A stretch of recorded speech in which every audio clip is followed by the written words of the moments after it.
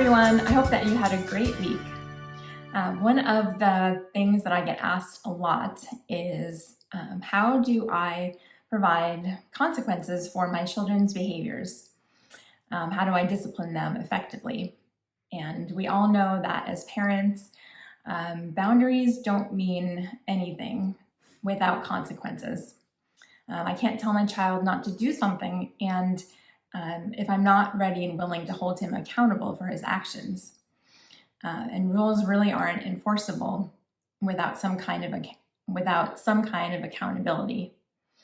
But often we get stuck on what we should do in certain situations. And even though we know that consequences bring security and predictability to children. So sometimes you just can't think of any consequences that would be effective. Do we keep sending our kids to their rooms for a timeout? Do we take away every toy and activity until there's nothing left?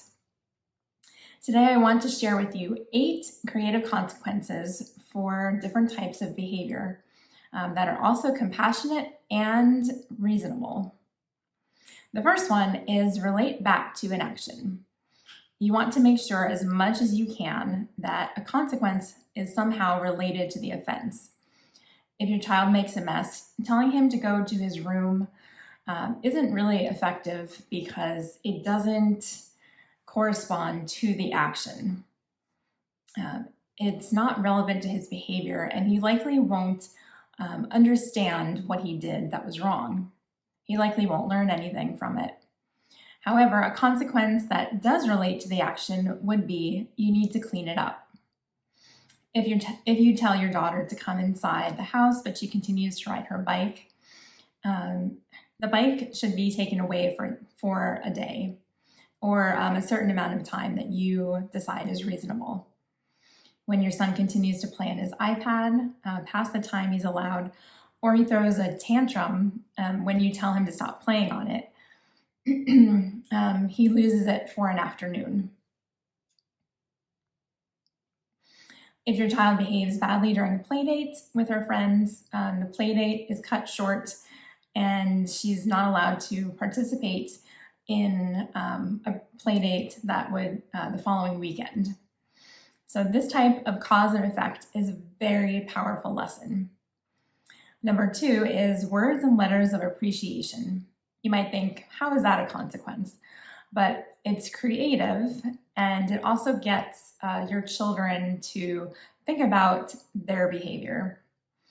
In order to resolve an issue between siblings and focus on the positives, require your children to say 10 things about each other that they like.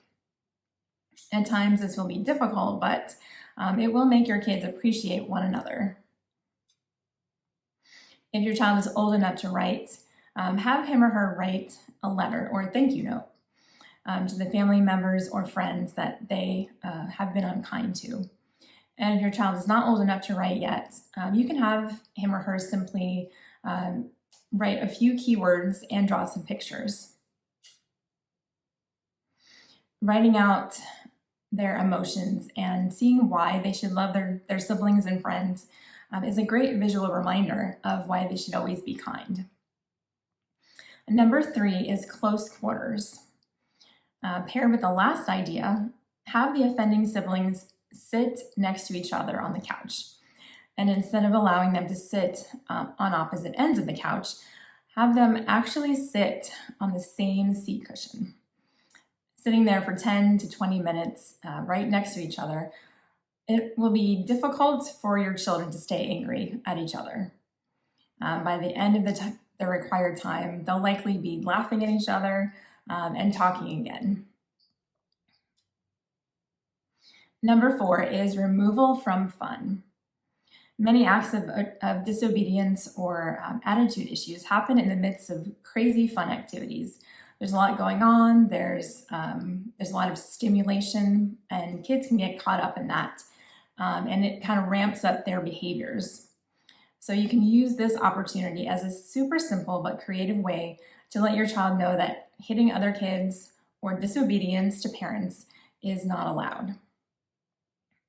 You can remove your child for 10 to 15 minutes and explain to them what they did that was wrong. And tell them that if they act properly, then they can have fun too. They can join back in the fun. When you're out at a park or at dinner, for instance, and your child is misbehaving or being disruptive to other children, have them take a time out.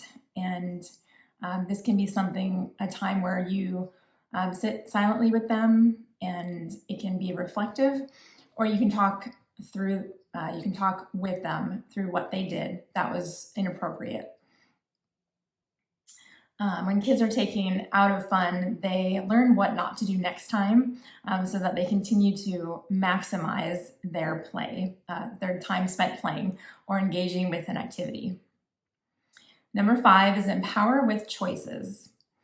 Maybe your child is pitching a fit or whining and needs to regain his or her self-control. Within reason, you can give him or her choices by saying something like, you can either regain your self-control here, or you can regain it in your room. When your child makes a mess, you could say, would you like to clean it up yourself, or would you like my help in cleaning it up? This would be for a young child who's not able to clean up a big mess by himself or herself. And with this wording, the child knows that cleaning up is not the option. The option is, do you want help with it or not? Another example is, you are disrespectful to your sister. Are you going to apologize in person, or would you like to apologize by writing her a letter? The apologizing is not up for grabs, but how the child does it can be. Number 6 is deduct time from desirable activities. Say your child consistently argues with you about doing homework, dawdles in the morning, drags out her bedtime routine. Consider taking that additional time that she spent arguing and dawdling away from desirable activities, like playing with friends, watching TV, playing video games. Number 7 is allow a do-over. If you've caught your child in a lie, tell them something like, I'm going to give you a few minutes to think about this, and then I'd love to hear the truth about what happened. This is usually enough for kids to feel like they're not put on the spot, and then they're okay with eventually telling you the truth. And when you find one of your children in a sticky situation, don't put them in a spot where they would have to lie in the first place. Don't look at a child with a broken vase at their feet, for example, and say, who broke the vase? Instead say, you broke the vase, huh? What happened? And try to use a voice that welcomes discussion rather than invokes shame. And number 8 is natural consequences. I love this one because it's natural and it's positive and it's effective, and it really relates back to my children's actions. It works every time. Making excuses when our kids slack off in their schoolwork, or double checking to make sure they've packed their lunch or assignments, and constantly reminding them to do their chores or their tasks won't do them any favors. It's important to let them experience the natural outworking of their actions. If your child drags his feet and while he's supposed to be getting ready, have him go to school in his pajamas or miss out on an activity that he was looking forward to. When you keep rescuing him, your child will believe that you are willing to just step in at the slightest convenience and rescue him. He won't learn his lesson. And in life, if you dawdle or you don't get your work done, you usually lose an opportunity. So it's important that your child learns this lesson now. It's important that he learns this principle now while he's young. And those are my 8 creative consequences for kids' behaviors. If your child is lying or throwing temper tantrums, they are disrespectful, they're using manipulation, gossiping, just being out of control. Providing straightforward and reasonable consequences has the power to change their bad behavior. So thank you so much for watching, and I'll see you in the next one.